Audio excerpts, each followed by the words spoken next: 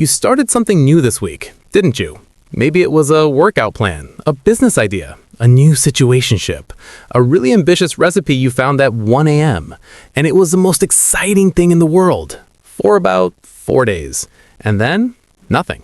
Crickets. You moved on like it never existed. If you're an Aries or you love one, you already know exactly what I'm talking about. And if you're sitting there thinking, wait, how does this person know my life? Welcome, you are in the right place. Stay with me because by the end of this video, you're going to understand why your brain works this way. And honestly, you're going to feel so much better about it. Quick thing before we go further. If you're not subscribed yet, I just need you to know that you've probably clicked on at least 3 other videos today, half watched them, and somehow ended up here, which is very on brand for an Aries, by the way. The subscribed ones, they stayed, they committed, they hit the button. Just saying. No pressure though. Totally no pressure. Okay, let's get into it. Here's the thing about you, Aries. You are not broken. You are not flaky. You are not uncommitted. You are a fire sign, and fire doesn't sit still. Fire moves. And the thing about fire is it needs fuel. The moment the fuel runs out, the flame goes somewhere else. That's you. That's literally you. Think about the last time you got obsessed with something new. Maybe it was a new skill, a new person, a new idea you had in the shower at 11 p.m. Remember that feeling, that electric, can't sleep, can't stop thinking about it feeling? That is your natural state. That is Aries in their element, fully alive, fully lit up, chasing that spark. But here's what nobody talks about. The spark is the whole point for you. Not the destination, not the result, not the slow, steady build. You live for the ignition. The problem is, most of the world is built for people who love the slow burn, the long road, the trust the process crowd. And you're over there like, I've been processing for 2 weeks. Can we speed this up? Let's talk about something that a lot of people gloss over. Aries is the first sign of the Zodiac. Not the middle, not the end, the first. You are the beginning of everything. You know what that means? You are literally coded to start things. It is baked into your bones. Your entire energy is oriented around beginnings, the launch, the leap, the hold my drink, I'm going for it moment. But here's what nobody talks about. Being the starter means you're not always designed to be the finisher. Think about a race. The starting pistol is the most important, most dramatic, most thrilling part. Everything after that is just running. And running gets boring, Aries. You know it does. This is why you'll start a journal and fill out 3 pages in perfect handwriting on day 1, and then never open it again. This is why you'll reorganize your entire room at 2 a.m. because suddenly it matters. And by the time you're halfway through, you're already thinking about painting the walls a different color. This is why you've told yourself, I'm going to learn Spanish, approximately 14 times. The starting, thrilling. The staying, that's where things get complicated. Let me ask you something, and I want you to be honest with yourself. When was the last time you were truly bored, like deeply, soul-crushingly bored? I'm gonna guess it wasn't when things were hard. It was when things got easy. That is so specifically an Aries thing, and I need you to really sit with that. You do not fear difficulty. Difficulty is actually your comfort zone. The climb, the fight, the underdog moment, you are built for all of that. Put an obstacle in front of an Aries and watch them come alive. But the moment something becomes routine, the moment you figured it out, mastered it, cracked the code, done, checked out, next.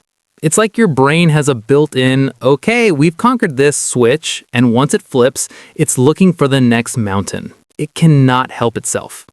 This is why Aries are incredible at starting businesses, but sometimes struggle to run them at the spreadsheets and routine maintenance phase.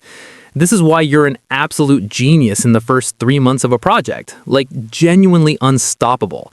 And then somewhere around month 4, you're already drafting the next idea in your head.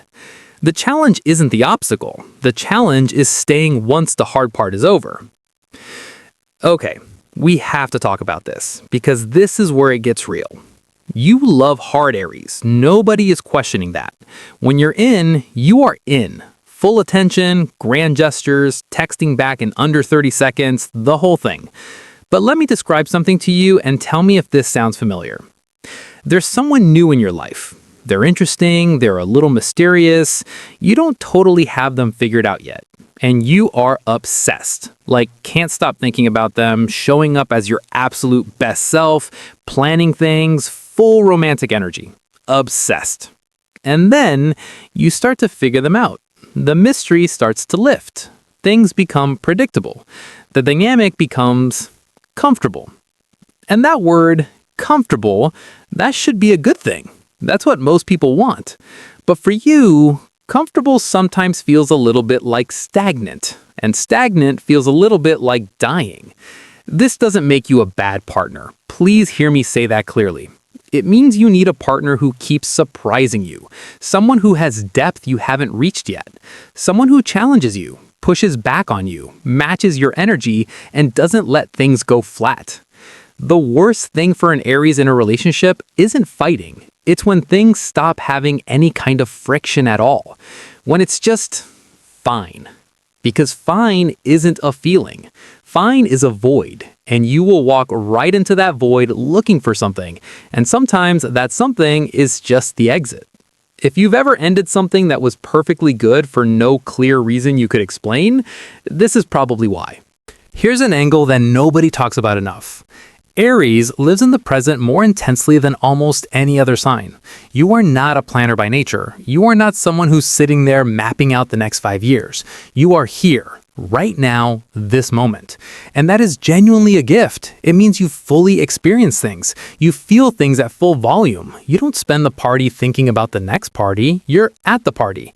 But the dark side of living so fully in the present is that the future version of a thing never quite feels real to you while you're starting it. When you begin that new project, you're not thinking about month 6 when it gets tedious.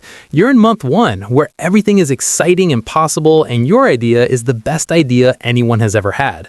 And then month 6 comes, and nobody told month 6 Aries to prepare for this. So you feel blindsided by your own boredom, and then you feel guilty about it. And then you either push through it miserably or you bounce, and both options feel wrong. Here's the reframe though. Knowing this about yourself is everything. If you know you're going to hit the wall at month 6, you can plan for it. You can build in novelty. You can change how you're doing something even if you can't change what you're doing. I want to end this on something important, something I genuinely need you to absorb. The world calls it boredom, but what Aries actually has is an extraordinarily low tolerance for things that don't deserve their energy. Read that again. You are not someone who will sit in a meeting that could have been an email for 2 hours without internally screaming. You are not someone who will stay in a job that stopped growing you 3 years ago just because it's safe. You are not someone who will keep doing something the same way just because that's how it's always been done. That drive, that relentless, slightly impatient, always forward drive is exactly the energy that moves things, that changes things. Almost every person who has ever disrupted an industry, blown up a comfortable but mediocre situation to build something real, or taken a leap that everyone else called reckless, they had a little Aries energy in them. Your boredom is not a character flaw. Your boredom is your signal. It's your internal compass saying there's more out there for you and this isn't it. The key is just learning to tell the difference between I'm bored because this is genuinely wrong for me and I'm bored because I hit month 6 and I need to push through the plateau. That discernment, that's the growth edge for Aries. And once you find it, you become completely unstoppable.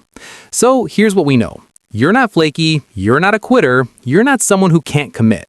You are someone who was built to begin things, to charge forward with more fire than most people can even comprehend. And the world is genuinely better because people like you exist in it. The trick is just learning to work with your wiring instead of against it. If this video made you feel seen, drop a fire in the comments. I want to see all the Aries in here.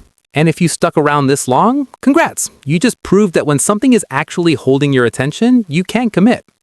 Maybe hit subscribe, just to see if you can. I'll see you in the next one.